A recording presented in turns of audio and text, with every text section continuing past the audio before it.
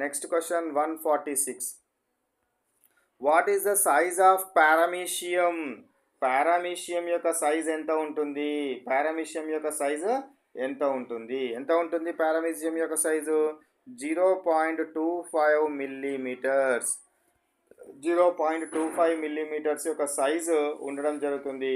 Amoeba కంటే చిన్నదిగా ఉన్నప్పటికీ ఇది మైక్రోస్కోపుల్లో స్పష్టంగా అవుపిస్తుంది paramecium. 147 question. What does the term unicellular organism? Unicellular organism అని అనడం జరుగుతుంది. దేన్ని యూనిసెల్యులార్ ఆర్గానిజం అంటారు? Organism made a single cell, ఒకటే సెల్ తోటి తయారైన ఆర్గానిజంని యూనిసెల్యులార్ ఆర్గానిజం అనడం జరుగుతుంది.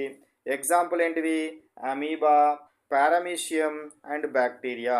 అమీబా, పారామీషియం, బ్యాక్టీరియాలు యూనిసెల్యులార్ ఆర్గానిజమ్స్కి ఉదాహరణ. Next 148. What is the process of staining bacteria? Staining bacteria అంటే ఏమిటిది?